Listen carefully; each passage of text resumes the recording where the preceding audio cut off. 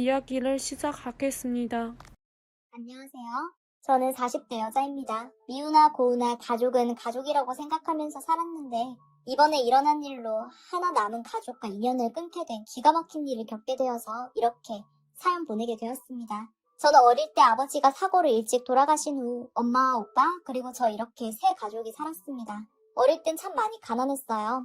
아버지가 도박 중독이셔서 아무리 맞벌이를 해도 가난을 벗어날 수가 없었죠. 제 기억 속의 아버지는 참 무서운 사람이었어요. 가족보다 도박을 더 많이 좋아하셨고 도박판이 있다고 하면 그게 낮이든 밤이든 어느 지역이든 모든 걸 다 제쳐두고 뛰어나가셨고 남성 우월주의 사상이 강하신 분이라 저랑 어머니한텐 참으로 모질게 구셨는데 오빠 하나만큼은 오냐오냐 하면서 없는 환경에서도 원하는 건 어떻게든 다 해주려고 하셨었죠. 아이러니하게도 아버지가 사고로 돌아가신 후 저희 집은 오히려 살림이 나아졌습니다. 아버지가 죽기 전까지는 얼굴 보고 살지 않겠다던 외할머니가 아버지가 돌아가신 후 지원을 많이 해주셨거든요. 그래서 저희 엄마는 식당을 차리셨고 음식 솜씨가 좋으셔서 손님도 많이 오시고 가게도 크게 확장할 수 있었습니다. 하나 제게 불행이 있었다면 아버지의 남성 우월주의 사상이 아무래도 같이 산 세월이 있다 보니 저희 엄마한테도 어느 정도 영향이 있었다는 거예요. 같은 여자라면 제게 더 잘해줄 수도 있는 건데 저희 엄마는 그런 게 없었습니다. 고기 반찬을 먹더라도 제가 없을 때 오빠한테만 먹였고 공부를 잘해서 인 서울대학을 갈 수 있는 기회가 있던 제게는 기회조차 주지 않았어요. 오빠는 공부를 못했음에도 불구하고 엄마와 외할머니의 지원으로 돈을 싸들고 들어가 대학교에 갈 수 있었습니다. 제게는 그저 매일 얼굴을 볼 때마다 하는 소리가 빨리 시집가라는 소리밖에 하지 않으셨어요. 시집가서 살림에 보탬이 되는 게 네가 할 일이라면서요. 그래서 그랬던 걸지도 몰라요. 제가 독신인 이유가요.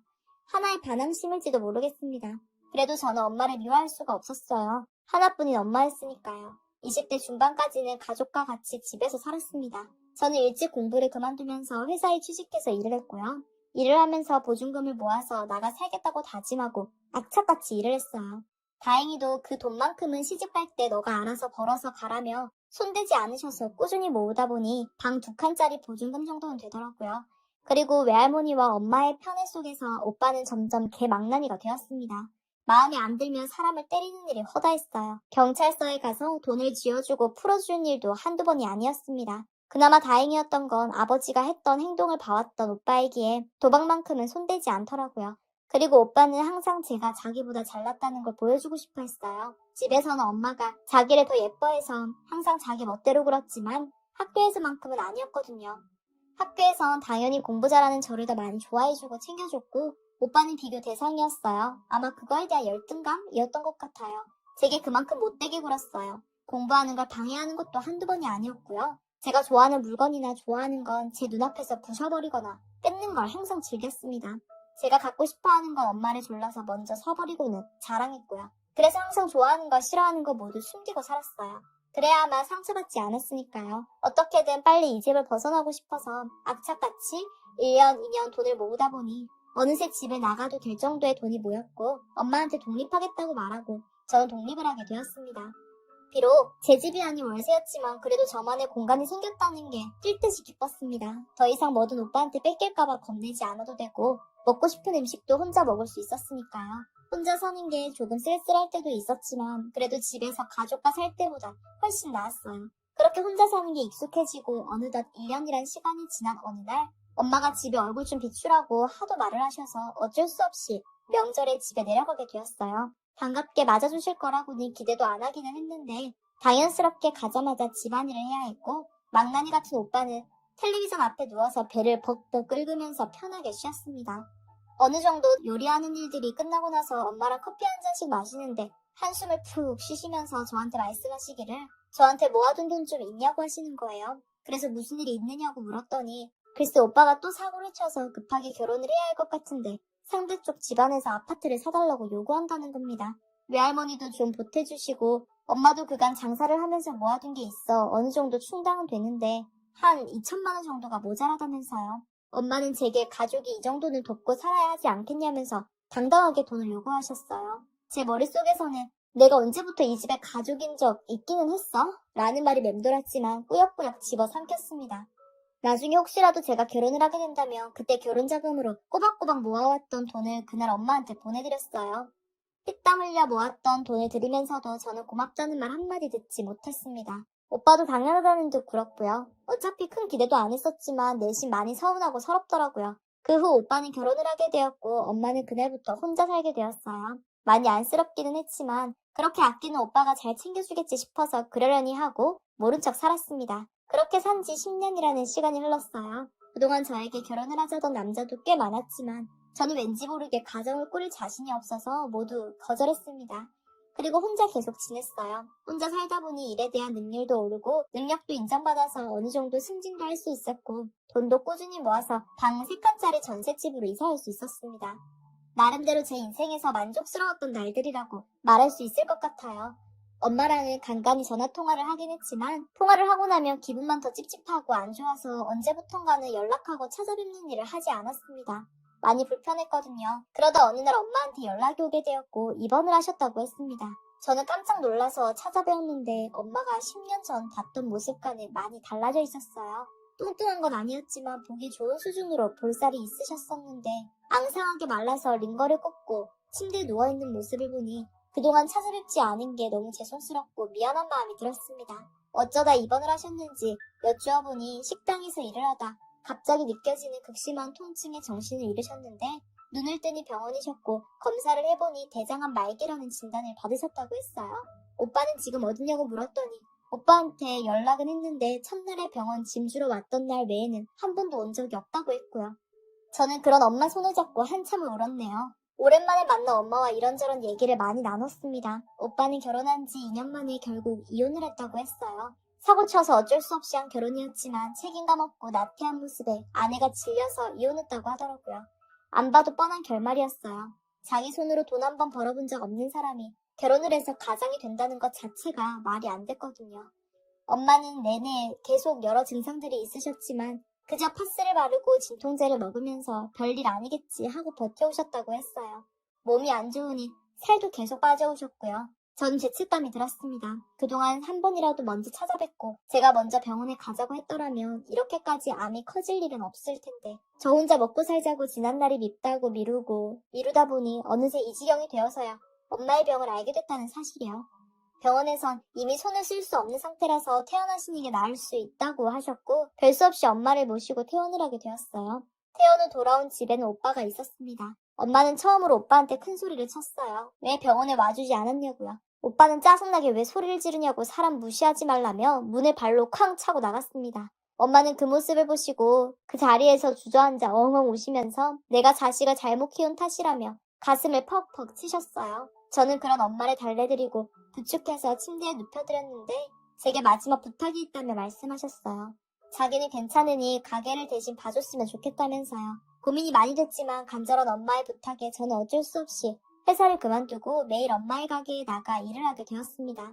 작은 동네 식당이 아니라 꽤 큰 가게라서 아르바이트생도 여럿 있어서 일하는 게 많이 어렵진 않았어요. 그동안 엄마의 평판도 좋았던지 아르바이트생들도 엄마 걱정을 많이 해주고 제게 잘 가르쳐줘서 일은 잘할 수 있었습니다. 물론 처음부터 쉽진 않았지만요. 알바들도 모르는 부분을 엄마한테 전화로 물어보기도 하고 일 끝나고 집에 가서 물어보기도 했어요. 열심히 노력하니 결과가 나오더라고요. 나름 장사하는 건 적성에 잘 맞는 듯 했습니다. 그렇게 약 6개월 정도의 시간이 지나갔어요. 엄마는 이제 시간이 얼마 남지 않았다는 걸 스스로 알고 계신 듯 했습니다. 하나하나 직접 정리해 나가셨어요. 어느 날 오빠가 저를 부르시더니 오빠에게 선택권을 줬습니다. 그동안 모아온 돈이 들어있는 통장과 가게 중 하나를 주겠다면서요. 금전적인 가치를 이미 알고 있던 오빠는 가게를 받겠다고 얘기했고 저는 통장을 받게 되었습니다. 얼마 후 엄마는 가게를 오빠에게 넘기게 되었고 저는 일정의 증여세 등 세금을 떼고 나니 약 2억 정도를 받더라고요. 전 그간 해드린 것도 없는데 너무 가분한 것 같았어요. 엄마는 되려 저한테 그간 못해줘서 미안하다고 얘기하면서 이걸로라도 위로가 되었으면 좋겠다고 말씀하셨고 그 일이 있고 일주일 뒤 엄마는 편안한 얼굴로 하늘로 올라가셨어요. 장례를 치르고 난 뒤부턴 오빠 얼굴 볼 일은 없었습니다. 애초에 그렇게 친하지도 않았고 서로 원수 보듯 했으니 볼 일이 어딨겠어요. 저는 엄마에게 받은 돈으로 작은 가게를 차렸어요. 비록 6개월이라는 짧은 시간이었지만 해보니 재밌기도 했고 적성에도 잘 맞았거든요. 이미 일도 그만둔 터라 선택지가 많지도 않았었습니다. 저는 엄마가 전수해준 비법과 노하우들로 꾸준히 장사하다 보니 제법 장사가 잘 되었어요. 한 번 왔던 손님은 또 와주시고 그런 덕에 아르바이트생도 3명이나 생기고 매출도 눈에 띄게 늘어서 직장 일에서 돈 벌 때보다도 많이 벌 수 있었어요. 제 가게는 꽤 커지게 되었고 체인점도 내게 되었습니다. 그러다 보니 엄마에 대한 미움도 조금씩 사르르 녹아 사라지는 것 같은 기분이었습니다. 엄마 덕분에 이만큼이나 성장할 수 있었으니까요. 아마도 엄마가 아니었다면 생각도 못 해봤을 일이었어요. 그렇게 하루하루 눈코 뜰 새 없이 바쁘게 살았습니다. 남편도 애도 없었지만 나름 행복했다고 할 수 있어요. 돈은 차곡차곡 모였고 아르바이트생들도 너무 착하고 잘 따라줬고요. 그렇게 바쁘게 살다 보니 어느새 10년이란 시간이 지나 있더라고요. 오빠라는 사람은 그냥 가족이라고 기억할 뿐이었지 되게 중요한 사람은 아니었습니다. 그러다 어느 날 일을 하고 있었는데 오빠가 찾아왔습니다. 항상 사치를 부리고 명품으로 휘감고 다니던 사람이 초라하게 메이커도 없는 시장에서 산 것 같은 때같은 티셔츠랑 바지 하나만 덜렁 입고 나타났어요. 누가 봐도 쫄딱 망한 사람인 게 티가 났습니다. 머쓱한지 우물쭈물 다가와서 얘기 좀 하자더니 이런저런 하소연을 하더라고요. 들어보니 엄마 가게를 물려받고 운영을 했는데 단 한 번을 엄마 일을 도와준 적이 없으니 어떻게 가게를 운영하는지 아무것도 몰라서 하루하루 매출이 떨어지다 보니 쫄딱 망해버렸다고 했습니다. 버티려고 대출은 대출대로 끌어다 쓰게 됐고 이자를 못 내니 이자가 밀리고 밀려서 가게를 헐값에 처분했다고 했어요. 그러면서 이제는 저한테 자기 덕분에 제 가게 이만큼 성장한 거 아니냐면서 당당하게 자기 몫을 떼달라고 요구했습니다. 터무니없는 요구에 당연히 저는 싫다고 얘기했고요. 그랬더니 그럼 일주일만 신세 좀 지게 해달랬어요. 집도 팔아버려서 지낼 곳이 없다면서요. 꼴도 보기 싫은 사람이었지만 가족이 뭐라고 알겠다고 얘기하고 집에 들이게 되었습니다. 지옥 같은 일주일이 될 걸 뻔히 알고도 각오하고 집에 들인 거였는데 무슨 바람이 분 건지 오빠는 저희 집에 있는 내내 저에게 친절하게 굴었어요. 제가 일 끝나고 집에 들어오면 음식을 시켜서 같이 먹자고 차려놓고 기다리기도 하고 집안일을 직접 해놓기도 했습니다. 오히려 이런 식으로 잘해주니 괜히 수상한 마음까지 들었어요. 사람이 죽을 때가 되면 변한다던데 라는 생각까지 들었습니다.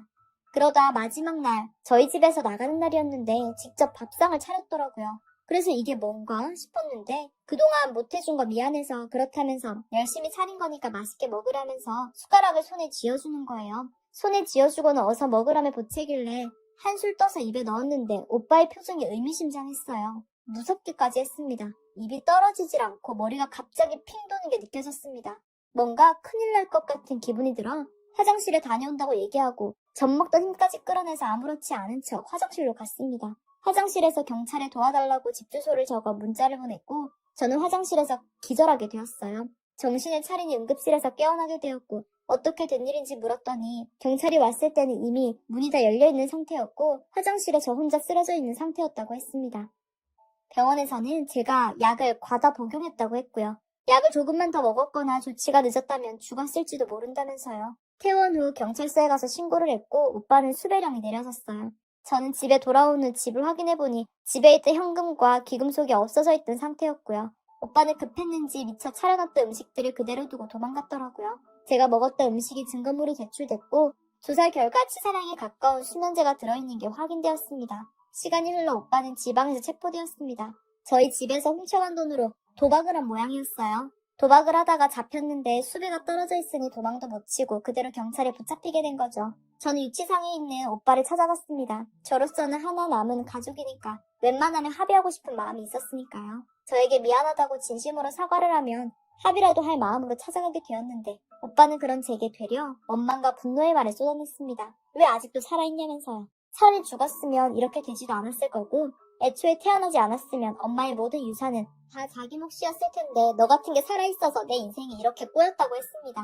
저한테 미안하다고 할 생각도 없으니 너 혼자 잘 먹고 잘 살려고 모든 가족 내팽개치고 집을 나간 네 탓이라고 그리고 당장 합의해달라면서 세상천지 오빠를 이렇게 신고하는 동생이 어딨냐면서 저를 오히려 협박하고 압박하려 들었어요. 그런 오빠에게 저는 가족의 인연을 끊자고 얘기했습니다. 합의는 없을 거고 처음부터 이 집안 사람들이 나를 가족으로 생각한 적이 없었던 것처럼 나도 이제부터는 가족으로 생각하지 않겠다고 말하고 집으로 돌아왔어요. 저는 조만간 오빠의 재판을 눈앞에 두고 있습니다. 그날이 되어도 마음이 흐트러지지 않기만을 바라고 있어요. 그동안 제가 가족한테 사랑과 관심을 받지 못하고 자란 탓에 이렇게 미련이 자꾸만 생기는 건가 싶기도 하고 가족이라는 게 원래 그런 건가 싶기도 하고 그렇네요. 별로 대단한 얘기는 아니었지만 제 넋두리 들어주셔서 감사합니다. 여러분은 행복하세요.